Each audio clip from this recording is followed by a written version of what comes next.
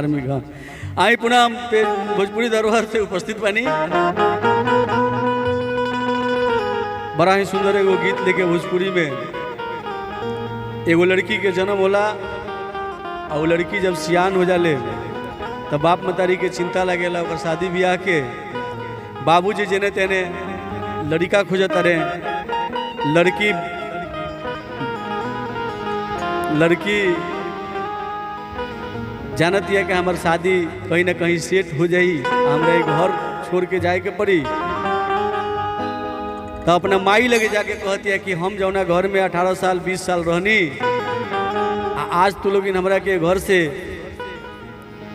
निकाले के चाहता रहो लोग घर छोड़ के हम ना जाए। जाके माई से क्यों कहलक, हरे माई रे हम ना जाइबू, माई रे हम ना जाइबू, छोड़ के घर अंगना रे, माई रे हम ना जाइबू, माई रे हम ना जाइबू, छोड़ के घर अंगना रे, छोड़ के घर अंगना माई रे हम ना जाइबू।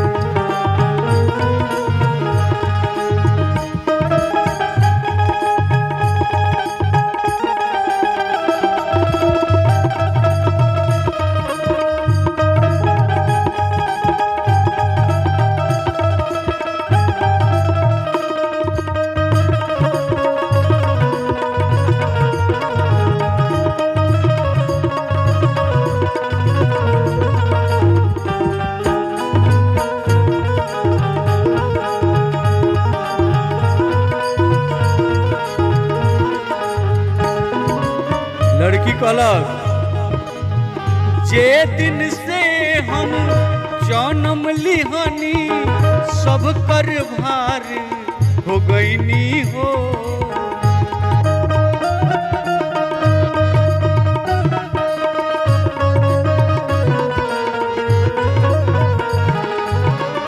ई जनती हम माहुर खैती सब कर भार उतरती हो।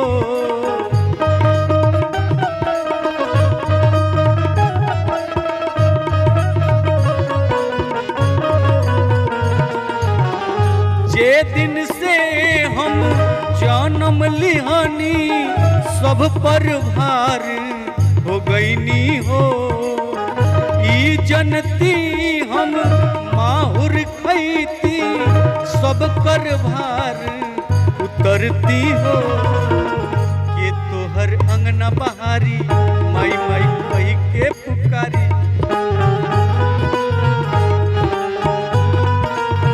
के तोहर अंगना बहारी माई माई कही के पुकारी, के मानी तोर कहना रे, माई रे हम ना जाइबू, माई रे हम ना जाइबू, छोड़ के घर अंगना रे, माई रे हम ना जाइबू।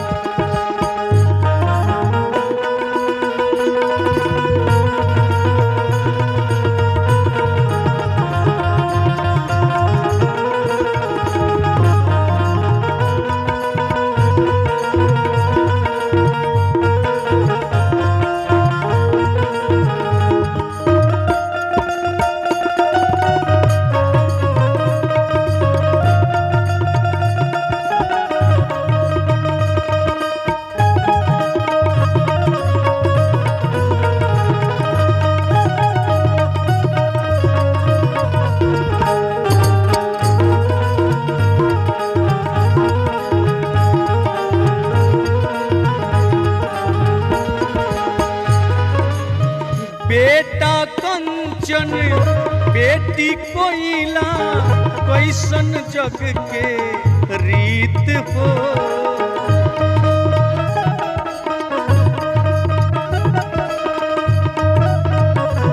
बेटी कहलक, आँख के पुतरी कहलू हमके तूरे लुकाहे रीत हो।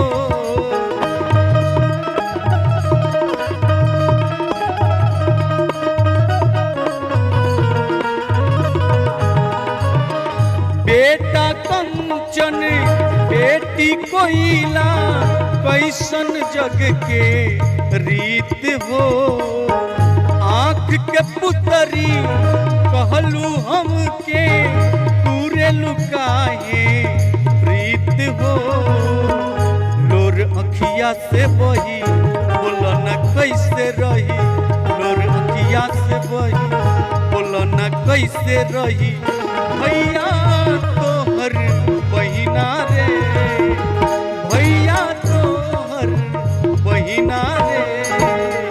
माई रे हम ना जाई, माई रे हम ना जाई, छोड़ के ई घर अंगना रे, छोड़ के ई घर अंगना रे।